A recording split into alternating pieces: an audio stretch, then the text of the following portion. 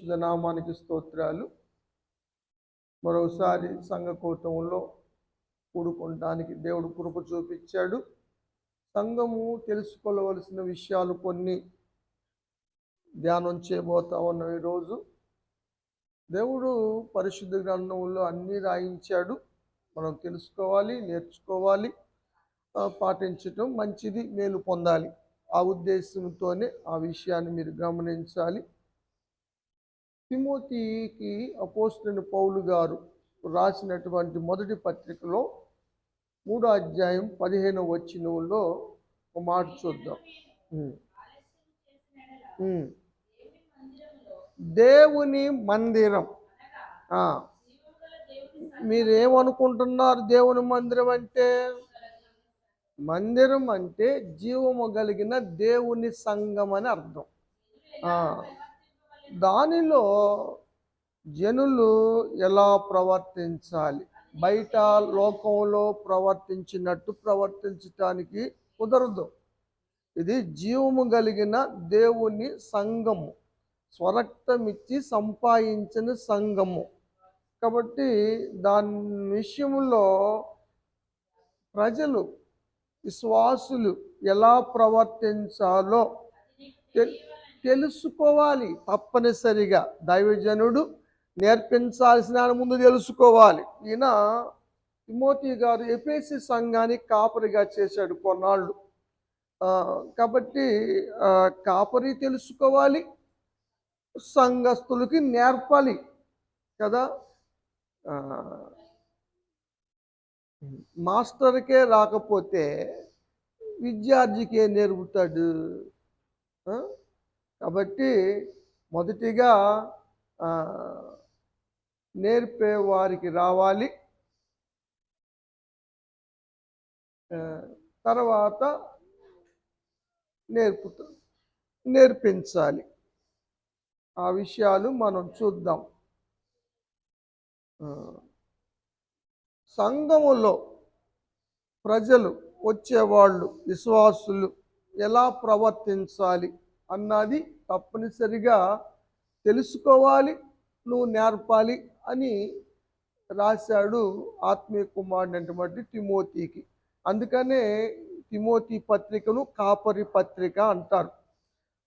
ప్రసంగి గ్రంథంలో ఒక మాట మనం చూద్దాం, సందర్భం వచ్చింది కాబట్టి. 5వ అధ్యాయం 1వ వచనం. నువ్వు దేవుని మందిరమునకు పోవున్నప్పుడు అంటే ఏంటి? జీవం కలిగిన దేవుని సంఘానికి వచ్చేటప్పుడు నీ ప్రవర్తన జాగ్రత్తగా ఉండాలి.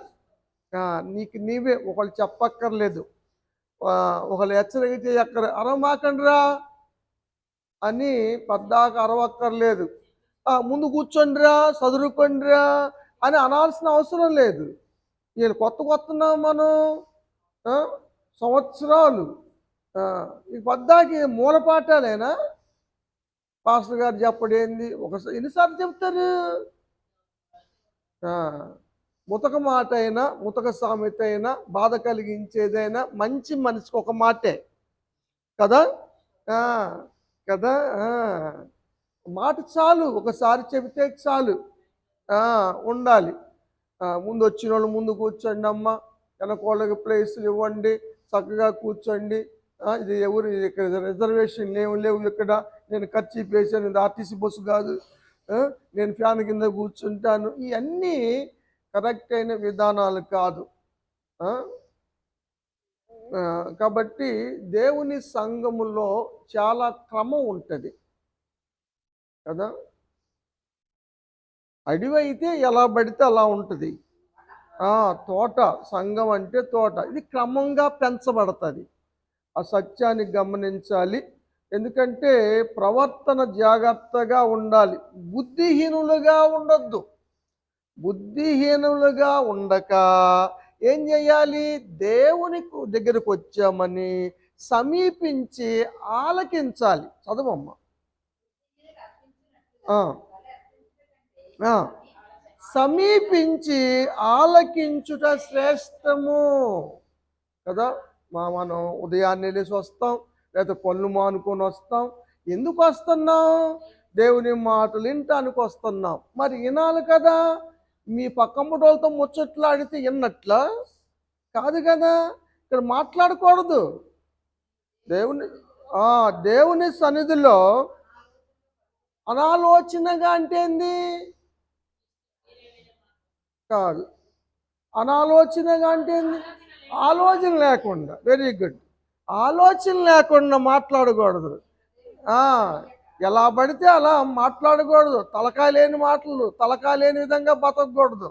ఆలోచన బుర్ర ఉంది కదా, ఆలోచన లేకుండా మాట్లాడొద్దు. ఆలోచన కలిగి నోటిని కాసుకోవాలి, నోటిని అదుపులు చేసుకోవాలి. మాట పొదుపు, అదుపు, అదుపు, పొదుపుగా ఉండాలి. ఇది మనకి ఇక్కడ హోటల్లో బేరర్ అని క్యాకేటి ఈ హోటల్ కాదు ఇది కదా. ఈ హోటల్ లాగా ప్రవర్తించకూడదు. వీధుల్లో మాట్లాడినట్లుగా మాట్లాడకూడదు. బోరింగ్ పంపుల దగ్గర అరుచుకున్నట్టుగా అరవకూడదు. ఇది జీవం కలిగిన దేవుని మందిరం. దేవుడు ఉన్నాడు ఇక్కడ. దేవుని నివాస స్థలము. ఎక్కడిద్దరు ముగ్గురు ఉంటే ఆయన అక్కడ ఉంటాడు. దేవుడు ఉన్నాడు అన్న భయంతో కూర్చోవాలి. పేతురు గారు వచ్చినప్పుడు కొన్నేళ్ళు ఏం చెప్పాడు? దేవుని ముందు కూర్చున్నట్టు కూర్చుంటామయ్యా మేము, నువ్వు చెప్పాల్సింది చెప్పయ్యా, మేము వింటామన్నారు. అంత భయభక్తులు కలిగి వినాలి కాబట్టే పరిశుద్ధాత్ముడు దిగి వచ్చాడు. కాబట్టి మీ పక్కమటోళ్ళతో మాట్లాడుకునే కాడ రావటం దేనికి?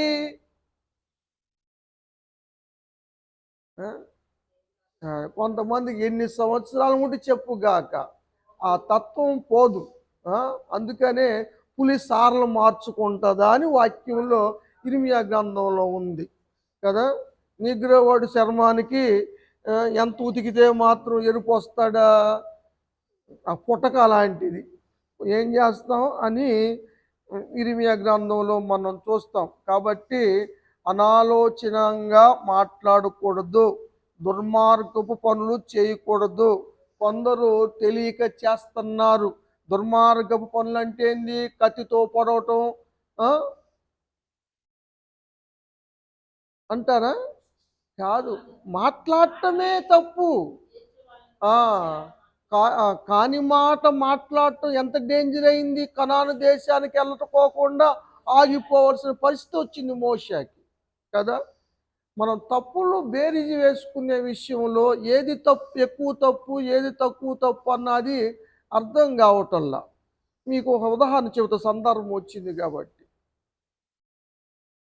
దావీదు గారు బెత్షెబాతో పాపం చేశాడు. చేశాడా? చేశాడు. ఆమె భర్త అయినటువంటి ఊరియాను చంపించాడా? చంపించాడు. పాపమేనంటారా? పాపమే. దాని ఫలితముగా ఎంతమంది చచ్చిపోయారు?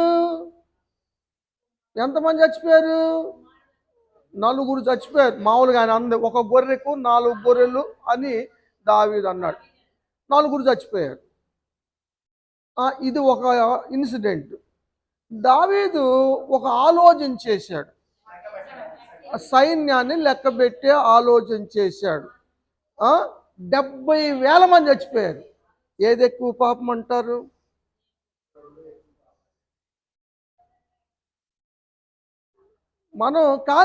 మనం శరీరంగా ఇది తప్పు అనుకుంటున్నాం, కానీ ఆలోచన చేసేది పెద్ద తప్పు అనుకోం. చాలా విషయాల్లో దుర్మార్గపు ఆలోచన చేసేవాళ్ళు ఉంటున్నారు. అలా ఆలోచన వల్ల ఎంత కీడు జరుగుతుందో ఆ కుటుంబానికి తెలియటం లేదు. అందుతో మేలు చేసేవారి పక్షంగా దురాలోచన చేస్తే ఆ ఇంట్లో నుంచి ఎంత ప్రయత్నం చేసినా కీళ్ళు బావు. ఇది అర్థం చేసుకోలేకపోతున్నారు. మీకు అర్థమైద్దని నేను ఉదాహరణ చెప్పా. అర్థమైందంటారా? ఆలోచన, చెడు ఆలోచన ఎంత ప్రమాదకరమో కదా. Very good. చిన్నమ్మాయి అని మంచి తెలుసుకున్నాం. Very good, very good. ఆలోచించటమే. ఇంకో ఉదాహరణ చెప్పనా? కెరూబు కదా, ప్రధాన కెరూబు ఆలోచనే ఏంది? దేవుని కన్నా తన స్థానం హెచ్చించుకోవాలని, సింహాసనం వేసుకోవాలని ఆలోచనే. ఆలోచన ఎక్కలా ఆలోచనే, కానీ నెట్టివేయబడ్డాడు కదా. సాతానుగా మార్చబడ్డాడు. ఆలోచన అంత డేంజర్ తెలియట్లా. ఆలోచనలు పాపం అని క్రైస్తవ జనాంగం అర్థం చేసుకోలేకపోతున్నారు. దేవుని బిడ్డలకు అర్థం కావట్లేదు ఎంత డేంజరో. కాబట్టి అనాలోచనంగా ఉండమాకండమ్మా అంటున్నాడు ప్రసంగి గారు. విషయం అది. ప్రసన్న గారు అంటారు. ప్రసన్న గారు ఏముంది, చెప్పటమే పని. అది దేవుని సంఘములో ఉండకూడనివి. కొరింథీ మొదటి పత్రిక 11వ అధ్యాయము 16వ వచనం. కలహప్రియుడు అంటే ఎవరు? కలహప్రియుడు అంటే అర్థం ఏంటి? వాడికి అదంత ఇష్టమో ఏంది, గొడవలు పెట్టడం. అది అది వాడికి ఎంత ఇష్టమో. ప్రియం అంటే ఇష్టము. గొడవలు పెట్టడం, ఒకరికొకరికి అక్కడ కబుర్లు, ఏడు చెప్పి ఏడు చెప్పుడు, ఆడు చెప్పటం, కపటం వాడికి ఎంత ప్రియమో. సంఘములో కపట ప్రియులు ఉంటున్నారు, కలహ ప్రియులు ఉంటున్నారు. చదువు. దేవుని సంఘములో ఇట్టి ఆచారం అంటే ఇట్టి విధానము లేదని తెలుసుకోవాలి. బయట ప్రవర్తించినట్టుగా, లోకంలో జీవించినట్లుగా దేవుని సంఘములో జీవించడం కుదరదు. సంఘములో కలహాలు ఉండకూడదు. చెప్పులు ఇడిసి రావటం కాదా, బయట అన్ని అక్కడ ఇడిచిపెట్టి రావాలి. దేవుని సందుకు వచ్చేటప్పుడు దేవుని యొక్క వాక్యం చెబుతుంది, అబ్బాయి నువ్వు అర్పణ అర్పిస్తున్నావు. అర్పణ అర్పిస్తే పాస్టర్ గారికి ఇష్టమే కదా. అయినా కూడా నీ అర్పణ ముఖ్యం కాదు. దాన్ని ఆడ పెట్టేసి ఎవరితో ఉన్న కలహం ఉంటే నువ్వు వెళ్ళి సమాధాన పడొచ్చి తర్వాత అర్పణ అర్పించు అంటే ఎంత ముఖ్యమో అర్థమవుతుంది. దేవుని సంఘములో ఒకళ్ళ మీద ఒకళ్ళకి కలహాలు ఉండకూడదు, కక్షలు ఉండకూడదు, విభేదాలు ఉండకూడదు అని తెలుసుకోవాలి ప్రతి ఒక్కరు కూడా. అని కొరింథీలో కలహాలు ఉన్నాయి కాబట్టి వారికి ఈ ఉత్తరాన్ని రాశాడు పౌలు గారు. 18వ వచనం చదువు. మొదటి అసలు ఎందుకు చెబుతున్నా అంటే మొదటి సంగతి, మీరు సంఘములో కూడుతున్నారు, బాగుంది, నెంబర్ 1. కానీ మీకు ఒకళ్ళకంటే ఒకళ్ళు పడతల్లా, కక్షలు ఉన్నాయి. ఒకళ్ళు ఏమన్నా పెరుగుతూ ఉంటే ఓర్చుకోలేకపోతున్నారు. ఎవరైనా ఎక్కువ పాటలు పాడితే ఓర్చుకోలేకపోతున్నారు, ఎక్కువగా ప్రార్థన చేసినా ఓర్చుకోలేకపోతున్నారు.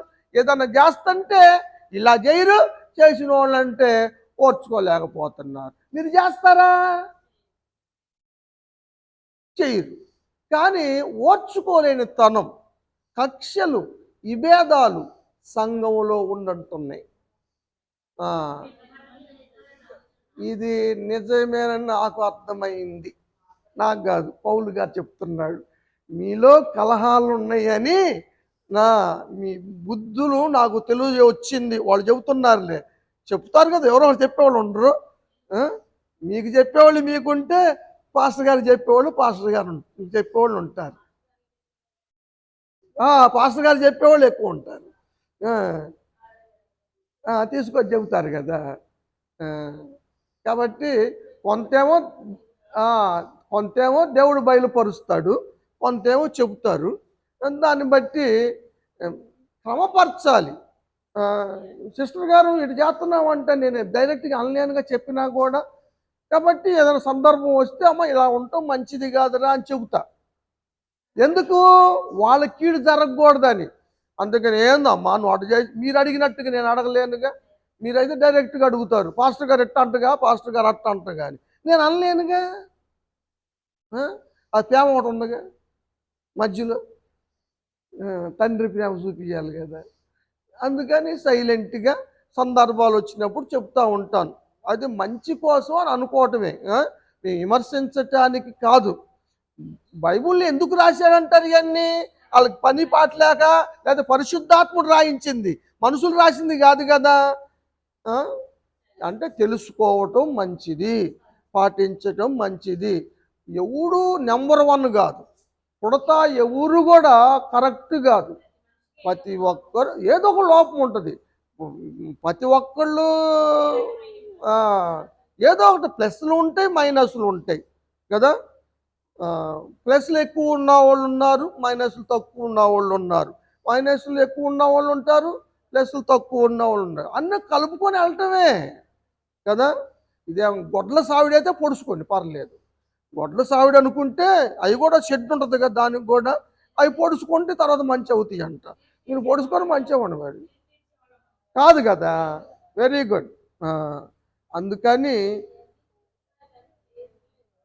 అదేరా ఇబ్బంది, అదే ఇప్పుడు రెండోసారి చెప్పుకోవటం. ఇప్పుడు కొత్త సంవత్సరం వచ్చింది కాబట్టి మళ్ళీ రివిజన్ ఎందుకు మొదలు పెట్టాం, వాక్యం కొంచెం ఎందుకు మార్చి చెబుతున్నాను, కొంచెం గతంలో ఇచ్చిన డోసు కన్నా ఈ సంవత్సరం వచ్చే డోసు కొంచెం పెంచాం.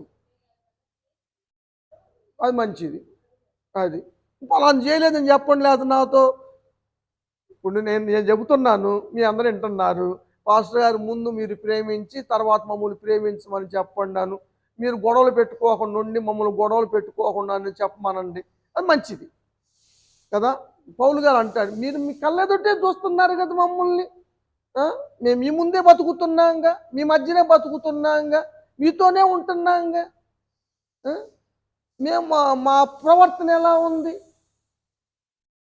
అన్నది ఆలోచన చేసి మాట్లాడండి అని పౌలు గారు చెప్పిన సందర్భాలు మనం చూస్తూ ఉన్నాం. 17వ వచనం. ఎందుకంటే ఈ మాట చెప్పాల్సి వచ్చింది, నేను ఇప్పుడు మెచ్చుకోవాలా? మీరు గొడవలు ఆడుకుంటున్నా, తగాదాలు ఆడుకున్నా, మరి నాకు వచ్చే డబ్బులు నాకు వస్తాయిలే, నా సన్న నాకు ఇచ్చేసి జాలే అని నేను ఊరుకోవాలా? మీరు అది మెచ్చుకోవాలా? పర్లేదు. అసలు నీ దగ్గరకు వచ్చి నీదే రైట్ రా, నువ్వు బెల్లే మాట్లాడు, అసలు ఆ మాత్రం లేకపోతే అవతల వినరు అని నీతి చెప్పి ఆమె దగ్గరికి వెళ్ళి మొత్తం బలి నిలబడ్డా, బలి అడిగేది, బలి దినిపేశాను అని నేను ఆమె అవుతారని ఇద్దరం మనల్ని పొందాలని కదా. అది కరెక్ట్ కాదు కదా. చదవమ్మ. కాబట్టి మీరు కూడి వస్తున్నారు, శ్రమపడి వస్తున్నారు, నాది సంఘం అనుకుంటున్నారు, మందిరం అనుకుంటున్నారు, మరి కూడి వస్తున్నారు. మేలు జరగాల, కీడు జరగాల. మరి మేలు జరగాలంటే ఈ భావాలు ఉండకూడదు కదా. ఇది జీవం కలిగిన సంఘం కదా. జీవం లేని సంఘం అయితే ఎలా బ్రతికినా పర్లేదు. అది ఎందుకంటే అవన్నీ మూగవి, బొమ్మలు. ఇది బొమ్మలు కాదు, బొమ్మల కథ కాదు ఇక్కడ. కాబట్టి జీవం కలిగిన సంఘంలో దేవుడు ప్రతి దాన్ని అబ్జర్వ్ చేస్తాడు. అందుకు చూస్తాడు ఆయన, చూసుకున్న దేవుడు ఆయన, ప్రతిదీ చూస్తాడు. ఆ సత్యం మనకు తెలుసు. అందుకని 34 వచ్చిన కూడా ఒక మాట చూద్దాం. మీరు కూడి వచ్చుట శిక్షా విధికి కారణము కాకూడదు. అందుకే ఈ బోధ. మీకు మేలు జరగాలి, మీకు మంచి జరగాలి, మీరందరూ బాగుండాలి అన్నదే బోధ అని పౌలు గారు కొరింథీ సంఘంతో చెప్పాడు. 14వ అధ్యాయంలో కూడా ఇంకో మాట చూద్దాం. 34వ వచనం. స్త్రీలు సంఘములో మౌనముగా ఉండటం మంచిది. కానీ అదేందో, ఏ సంఘంలో చూసినా స్త్రీలే ఎక్కువ ఉంటారు. పరిచర్య చేసినా స్త్రీలే, ఏమ్మా, ఏది చేసినా స్త్రీలు, కోటాలకు వచ్చినా స్త్రీలే, దాతృత్వం కలిగి ఇచ్చేవాళ్ళు కూడా స్త్రీలే. వాళ్ళు వస్తారు, లేదు పురుషులు. కానీ వీళ్ళు చాలా మౌనంగా ఉండటం మంచిది. ఎక్కడ? జీవం కలిగిన దేవుని సంఘం కాబట్టి స్త్రీలు సంఘములో మౌనంగా ఉండాలి. మా చదువమ్మ. మాట్లాడటానికి సంఘ కాపరి సెలవు ఇవ్వటం లేదు. ఈ ధర్మశాస్త్ర ప్రకారంగా, ఇది నా సొంత పెత్తనం కాదు, నేను రాయించుకున్న మాటలు కాదు, దేవుడు రాయించింది. ధర్మశాస్త్రం బోధిస్తున్న సత్యం కూడా ఏమిటంటే, సంఘములో స్త్రీ మాట్లాడకూడదు. మాట్లాడితే ఏమైందంట? మాకు మాత్రం సమస్యలు ఉండవా అంటారా? ఆ చదువమ్మ. ఏమైనా డౌట్లు వచ్చినాయి, ఏదైనా సమస్య వచ్చింది, మీ భర్తను అడగండి ఇంటికాడ. ఆయనకి తెలియకపోతే తర్వాత సంఘంలో అడక్కోకుండా తర్వాత సమస్య పాస్టర్ గారిని అడగండి. కానీ ఇక్కడ మాట్లాడకూడదు, మధ్యలో వాక్యం మధ్యలో మాట్లాడకూడదు. అలా మాట్లాడటం వల్ల చదువు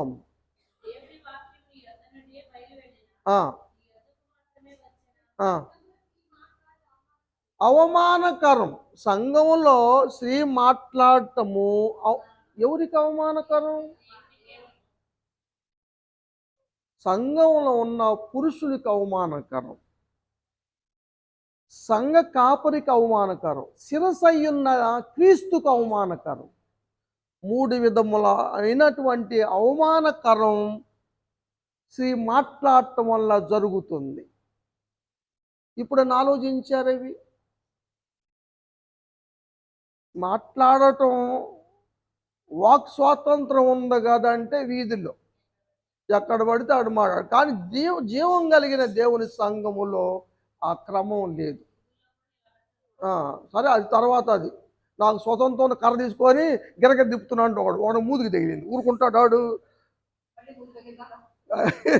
లాగి పెట్టి కొట్టాడంట. అది పౌలు గారు అంటాడు, అన్నిటి యందు స్వతంత్రం ఉంది కానీ అన్నీ చేయదగినవి కాదు అని సంఘాలకి బోధించిన వాక్యము చెప్తా ఉన్నాం. ఏమ్మా 14వ అధ్యాయం 40వ వచనం చదువుదాం. లాస్ట్. సమస్తము కూడా క్రమముగా మర్యాదగా జరగనివ్వండి. ఇక్కడ క్రమం ఉండాలి, మర్యాద ఉండాలి. అరుచుకోవటం మర్యాద కాదు, గొడవలు పడటం మర్యాద కాదు, స్త్రీలు మాట్లాడటం మర్యాద కాదు. క్రమంగా జరగనివ్వండి. సంఘము అది. సంఘములో మనం ప్రవర్తించాల్సిన విజయం. ఇంకోటి సంఘములో ఉండవలసిన విషయం ఇంకోటి ఏమిటంటే, సంఘములో వాక్యానికి ప్రాముఖ్యతనివ్వాలి, వాక్యానికి చోటు ఇవ్వాలి. వాక్యం అంటే ఏంటి ఏమ్మా? దేవుడు మాట్లాడటం. ప్రార్థన అంటే ఏంటి? మనము దేవునితో మాట్లాడటం. మనం దేవునితో మాట్లాడాం, అయిపోయింది. దేవుడు మనతో మాట్లాడాలి కదా. దేవుడు మనతో మాట్లాడటానికి కావాల్సినంత సమయము సంఘాల్లో ఉండటం లేదు. భారీ ఎత్తున కూటాలు పెట్టుకొని ఖర్చులు పెట్టుకున్న వాటిల్లో కూడా దేవుని యొక్క వాక్యానికి సమయం లేదు. పాటలు పాడటానికి, ప్రార్థనలు చేయటానికి, సాక్ష్యం చెప్పటానికి ఉన్నంత సమయము వాక్యానికి ఉండటం లేదు. పాట కచేరీలు అవుతున్నాయి కదా. సంఘంలో వాళ్ళు పాడారు, నేను కూడా పాడాలనుకున్నాను అని ప్రతి ఒక్కళ్ళు పాట పాడితే, పాట వచ్చిన వాళ్ళందరూ పాట పాడితే సమయము పాటలకే సరిపోతుంది. మరి దేవుడు మాట్లాడేటప్పుడు వాక్యం అంటే దేవుడే కదా. దేవుడు మాట్లాడాలా వద్దా? మందిరములో మనం వచ్చే దేవుడు మనల్ని బలపరుస్తాం. మీరు చెబుతారు, వాక్యము నన్ను బలపరిచింది, వాక్యము నెమ్మదినిచ్చింది, నా కష్టాలను తొలగించింది, వాక్యం ద్వారా నేను బలపడ్డాను, దేవుడు నాతో ఎక్కడ ఉన్న సమయం మాట్లాడటానికి? చెప్పిన సాక్ష్యాలే చెబుతుండ్రి. మొన్న కొంత మిగిలిపోయింది, ఇప్పుడు కొంత కాదు కవర్ చేస్తానంటుండ్రి. ఇక పద్దాక చెప్పిందే చెప్పుకుంటూ పోతే ఇది నా పాడిందే పాడరా అన్నట్టు కాదు కదా. ఇది చెప్పిందే చెప్పటానికి నువ్వు దేవుని సమయాన్ని దొంగిలిస్తున్నారు కొందరు కదా. సమయాన్ని దుర్వినియోగం చేస్తున్నారు కొందరు. దానికి జవాబు ఎప్పుడొక రోజు చెప్పుకోవలసిన పరిస్థితి దేవుని న్యాయపీఠం ముందు నిలబడవలసిన పరిస్థితి వస్తుంది. మీరు చేసిన సమయము లేకుండా చేసిన దాన్ని బట్టి దేవుడి యొక్క సమయము తగ్గించుకోవలసి వచ్చింది. దేవుడు దేవుడును తగ్గించుకోవాల్సి వస్తుంది. దేవుడు మాట్లాడటము తగ్గిపోతా ఉంది. కొరింథీ సంఘము ఎఫెసీ పత్రికలో ఆ సంఘము ప్రేమ కలిగిన సంఘం కానీ ప్రేమ వదిలేసిన సంఘంగా మారింది. 5వ అధ్యాయము 15వ వచనం చదువుదాం.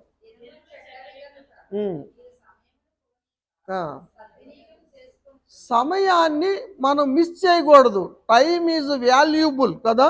దేనికన్నా బంగారము కన్నా కూడా విలువైంది సమయం. పోతే మళ్ళీ రాదు, మళ్ళీ తిరిగి ఆ సమయము రానే రాదు. కాబట్టి అజ్ఞానులుగా ఉండకండి, జ్ఞానులుగా నడవండి. దేవుని చిత్తమేంటో గ్రహించండి. సంఘములో బోధ ఉండాలి, వాక్య ప్రకటన ఉండాలి. ఆ సత్యాన్ని మనం చూస్తాం. అపోస్తుల కార్యముల గ్రంథం 2వ అధ్యాయంలో 41వ వచనం మొట్టమొదటిదే, వాక్యము విన్నవాళ్ళు అంగీకరించిన వారు బాప్తిస్ము పొంది. వాక్యమే రక్షణలోకి నడిపించేది, వాక్యమే ఆత్మలను కాపాడేది, నెమ్మదినిచ్చేది, ధైర్యపరిచేది, నిబ్రపరిచేది, నడతల్ని సరిచేసేది వాక్యము. అలాంటి ప్రాముఖ్యమైన వాక్యానికి సమయం ఏది?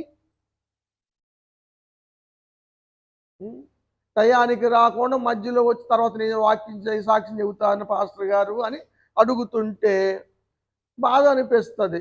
ఇవ్వకపోతే పాస్టర్ గారు మాకు ఇవ్వలేదు అంటారు.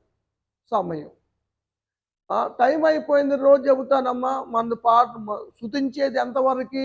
5 గంటల కాడ నుంచి 5:30 దాకా స్తుతులు చెప్పండి. 5:30 కాడ నుంచి 6 దాకా పాటలు పాడండి. 6 కాడ నుంచి 6:15 దాకా సాక్ష్యాలు చెప్పండి. 7 దాకా నేను వాక్యం చెబుతాను, 45 నిమిషాలు వాక్యానికి ఉంటుందని చెబితే 6:30 దాకా సాక్ష్యాలే సాగదీస్తున్నారు. ఇప్పుడు ఇక వాక్యం తగ్గిపోవటంలో వాక్యం విందాం అనుకున్నాము, నోరు చప్పరెత్తున్నారు. నిరుత్సాహం వస్తుంది. ఏంది పాస్టర్ గారు అప్పుడే ముగించావు? మళ్ళీ ఇక్కడ వాక్యం 7 దాటి నాకు చెప్తున్నాను అనుకో, చింతనీకి వెళ్ళే వాళ్ళు ఉన్నారు, గేద పాలు అమ్ముకునే వాళ్ళు ఉన్నారు, వాళ్ళు పరుగులు పెట్టేవాళ్ళు వాళ్ళు వెళ్తున్నారు. ఇప్పుడు లేట్ అవుతుంది అనుకుంటే రారు. అమ్మ వద్దులే అమ్మ, నువ్వు లేట్ అవుతున్నావు మానే అంటారు ఇంటికాడోళ్ళు. ఇప్పుడు దీనివల్ల ఎంత ఇది జరిగింది ఒక్కళ్ళ వల్ల. అదే అందంట, నేనేం చేశాను, బెల్లమే రాశాను అందంట. బెల్లం కాడికి ఏమొచ్చింది, దాన్ని తినడానికి ఏమొచ్చింది, దాన్ని మింగటానికి ఏమొచ్చింది. మరి రాసింది ఒకటి ఇస్తే ఒకదాన్ని కూడుకుని ఒకటి వస్తూ ఉంటాయి. విషయం అది.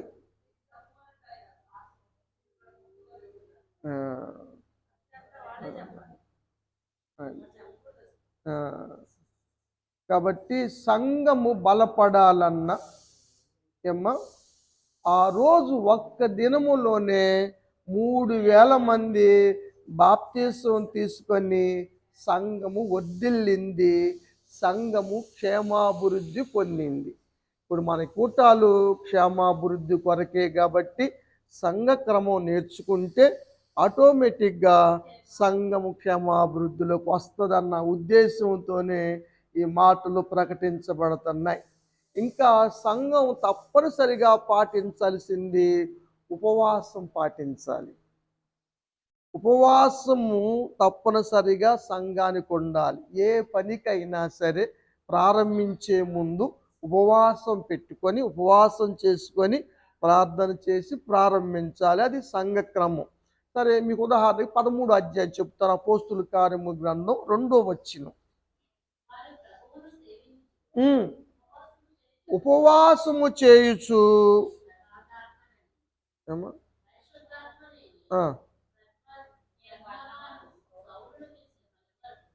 వారు ఉపవాసం చేస్తుండగా పరిశుద్ధాత్ముడు వచ్చాడు, నా పని కొరకు పలానా వాళ్ళను పంపించండి, నేను బర్నబాను పౌలు గారిని ఏర్పాటు చేసుకున్నాను అని దేవుని ఆత్మ మాట్లాడాడు. దేవుని ఆత్మ మాట్లాడాలి అన్నా ఉపవాసం ఉండాలి.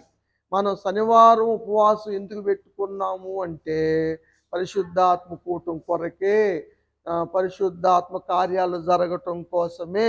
అందుకని ఉపవాస కూటాన్ని మనం ఏర్పాటు చేసుకున్నాం. కాబట్టి ఉపవాసం ఉండాలి. చెప్పిన తర్వాత సంఘము ప్రార్థన చేసి ఉపవాసం ఉండి ప్రార్థన చేసి వారిని ఆ పనికి ఏర్పరిచారు, పంపించారు. ఏ పని ప్రారంభించినా సంఘం ఉపవాసం చేసి, అందుకనే మనం ఎక్కువగా స్వస్థత కార్యాలు చేసేటప్పుడు కానీ, ఈ దయ్యాలు ఎలగొట్టే సమయంలో కానీ ఉపవాస ప్రార్థనలోనే చేస్తాం. కారణం ఏమిటంటే దేవుడు కార్యాలు జరిగిస్తాడు. మన వల్ల కాదు, అవి దేవుడు చెయ్యాల్సిందే. అందుకని సంఘము ఉపవాసము చేయాలి. ఆత్మలను రక్షణలోకి నడిపించాలి కదా. సంఘము నూతన ఆత్మను తీసుకురావాలి. గొర్రెలు కంటాయి, గొర్రెల కాపరి గొర్రెల కండు తెచ్చిన గొర్రెల్ని మేపుతాడు కదా. గొర్రెలే పిల్లలను పెట్టాలి, ఆత్మలు. కానీ కొన్ని సంఘాల్లో ఈ గొర్రెలే వచ్చిన గొర్రెలు పొడుస్తున్నాయి, వాటిని పారిపోయేలా చేస్తున్నాయి. కొత్త ఆత్మలను తీసుకురాకపోగా వచ్చిన ఆత్మల్ని దూరపరుస్తూ ఉన్నారు. ఆ ఆత్మ పాడైపోతే జవాబుదారులు ఎవరు? మన కుటుంబానికి కీడుగా మారుతాయి అన్నది మాత్రం నా అనుభవం నేను చెప్తున్నాను, వాస్తవం అది. అందుకని ఎవరి జోలికి వెళ్ళొద్దు. ఎందుకంటే సంఘము జీవం లేనిది కాదు, జీవం కలిగిన సంఘంలో నా సంఘమును పాడు చేస్తే అట్టి వారిని దేవుడు యాక్షన్ తీసుకుంటే, ఆ మాట నేను అనలేను, కానీ ఆ ప్రభావం వస్తుంది. దేవుని సంఘంతో ఆటలు కాదు, జోకులు కాదు. అమ్మో, చాలా డేంజర్. ఆ సత్యాన్ని మీరు గమనించాలని వాక్యంలో నేను చూస్తూ ఉన్నాను. సంఘము కాపరి మాట వినాలి, కాపరిని వెంబడించాలి. ఎవరిని పడితే వాళ్ళని వెంబడించకూడదు. 10వ అధ్యాయం యోహాను సువార్త 27వ వచనం చదువుదాంరా. నా గొర్రెలు నా స్వరము వినును. ఎవరు స్వరం వింటే? కాపరి స్వరాన్ని గొర్రెలు వినాలి. నా గొర్రెలు నా స్వరం వింటాయి, నా దొడ్డి వాటికి తెలుసు. ఎద్దు తన కామందును ఎరుగును. కాబట్టి గాడిదకి అసవంటాటికే తెలుస్తుంటే మనకు తెలియటం లేదా? మన కాపరు ఎవరో తెలియదా? మన దొడ్డేదో తెలియదా? ఎవరిని వెంబడించాలో తెలియదా? ఏం చెప్పాలి, ఏమని చెప్పాలి? ఆ సత్యాన్ని మీరు గమనించాలి. ఇంకొక మాట కూడా చదువుదాం.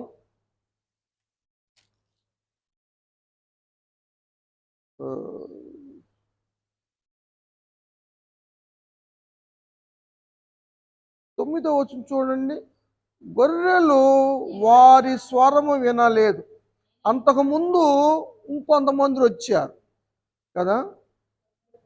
నాకు ముందుగా వచ్చిన వారు ఉన్నారు. ఎందుకు? దోసుకుంటానికి, దొంగ మాటలు చెప్పటానికి, వంకర మాటలు చెప్పి ఆకర్షించి తీసుకెళ్ళటానికి. గొర్రెలు ఎన్నయ్యా వినలేదు. ఎందుకంటే అవి నా గొర్రెలు, నా స్వరమే వింటాయి.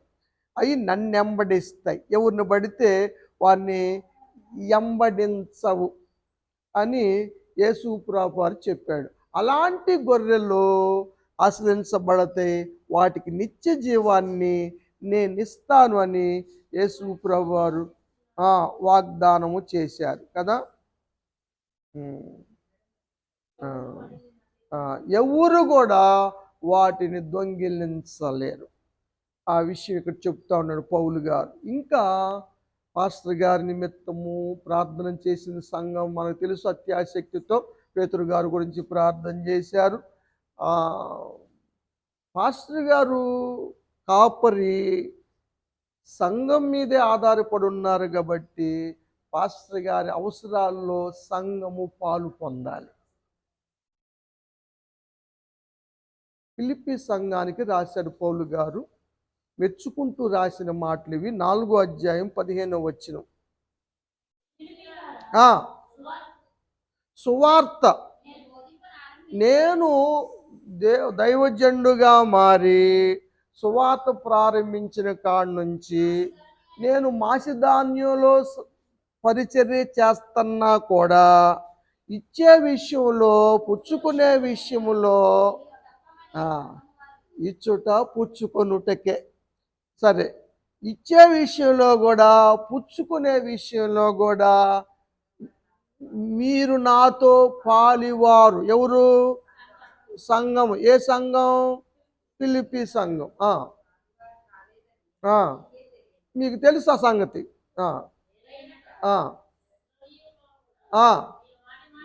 దెసలోనికాలో కూడా వెళ్ళినప్పుడు నాకు మాటి మాటికి సహాయం చేశారు. ఇక వీళ్ళు ఇచ్చేవాళ్ళే ఇస్తారులే అని నేను చెప్పటం కాదు, నేను కోరి చెప్పటం కాదు, నేను మీ దగ్గర ఆశించి చెప్పటం కాదు. ఇది మీకు లెక్కకి విస్తారం కావాలి కదా.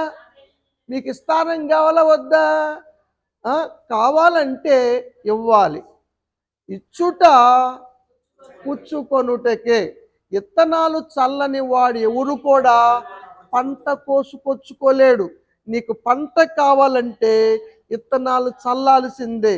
విత్తనాలు చల్లుకోకుండా పంట ఎవరికి రాదు కదా. ఇది అపేక్షించి చెప్పటం కాదు, కానీ మీకు విస్తారంగా అలా చేయటం ద్వారా అది దేవునికి ఇష్టమైన యాగం కదా. యాగాలు జరుగుతాయి కదా, యాగాలు, వరుణ యాగాలు విన్నారు మీరు. వర్షం కురవటానికి మన మధ్య చేశారు ఇక్కడ. పుత్రకామేది ఇలా యాగాలు చేస్తారు. ఎంతో ఖర్చుతో కూడిని. ఇది ఎంతో డబ్బులు పెడతారు కదా, ఎంతో ఖర్చు పెడతారు. ఎంతో మందిని తీసుకొచ్చి చదివిస్తారు, చేపిస్తూ ఉంటారు యాగాలు. కానీ ఇలా చేయటము దేవునికి ఇష్టమైన యాగం. ఇలా చేసిన వారికి దేవుడు ప్రతి అవసరము తీరుస్తాడు. మనం ఇవ్వకుండా చేయకుండా మా ప్రతి అవసరం తీర్చయ్యా, వాక్యం ఉంది కదయ్యా అంటే పైన షరతు కూడా ఉందంటాడు ఆయన కదా. కంపెనీలు చెబుతున్నాయి కదా, షరతులు వర్తించును కదా. అది అందుకని ఆ విషయంలో కూడా ఉండాలి. ఆ విషయాలు మర్చిపోయి ఈ చేయకోకుండా పెత్తనాలు చేయటం, మాటలు మాట్లాడటం, అనవసరమైన ముచ్చట్లు పెట్టుకోవటం కదా. 4వ అధ్యాయం చూద్దాం. తిమోతి పత్రిక ముగిచ్చేస్తాను, టైం అయింది. మొదటి పత్రిక 4వ అధ్యాయం 7వ వచనం చదువుదాం. ముసలమ్మ ముచ్చట్లు అవి కూడా మంచి ఏమన్నా అపవిత్రమైనవి, దానికి చెవులే కోసుకుంటున్నారు. తెగినట్టు కనబడకపోయినా సరే దైవభక్తి విషయంలో సాధకం లేదు. కానీ దైవభక్తి విషయంలో సాధకము శరీర సంబంధమైన సాధకం కన్నా కొంత ఇది కొంతవరకే. ఇప్పుడు ఆరోగ్యం కోసం కసరత్తులు చేస్తున్నారు, యోగాలు చేస్తున్నారు, రన్నింగ్లు చేస్తున్నారు, వాకింగ్లు చేస్తున్నారు, యోగాలు చేస్తున్నారు, డైటింగ్లు చేస్తున్నారు. అది కొంత మట్టుకి వరకే ప్రయోజనం. మరి అవి మానేసిన తర్వాత మళ్ళీ దానికి డబల్ పెరుగుతాం. కానీ దైవభక్తి అలాంటిది కాదు.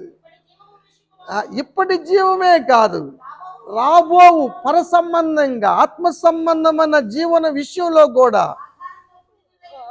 చాలా ప్రయోజనకరం, మేలుకరం, దీవెనకరం. ఏది సాధకం చేస్తున్నా? వాక్యం వినటానికి సాధకం చేస్తున్నావా, ముచ్చట్లాడటానికి సాధకం చేస్తున్నారా? అంటే ఈరోజు తక్కువ మంది ఉన్నారు కాబట్టి పక్కమ్మటి వాళ్ళు లేరు కాబట్టి మాట్లాడతలేదంటారా? సరే, మంచిది. ఆ, కాబట్టి పాటుపడిన వాడికే ప్రతిఫలం ఉంటుంది. పాటుపడి పరిచర్య చేయువాడు ప్రయాసంతో ఫలం పొందుతాడు కదా. దానికి ఎవరు పోటీ పెట్టుకోడు. శుభ్రంగా ఆవరణ ఉడుద్దాము, చర్చి కడుగుదాము, లేకపోతే చర్చి దేవుడు పనులు చేద్దాము, దానికి ఎవరు పోటీ రారు. చేసే వాటికి పోటీ రారు. ఏందో సంఘము ఆ విధంగా సాగిపోతూ ఉంది. అది మేలుకరం కాదు. కాబట్టి సంఘ క్రమాన్ని పాటించండి, దీవించబడండి, మీకు మేలు జరగవుగాక. దేవుడు మన సంఘాన్ని అభివృద్ధి పరచునుగాక.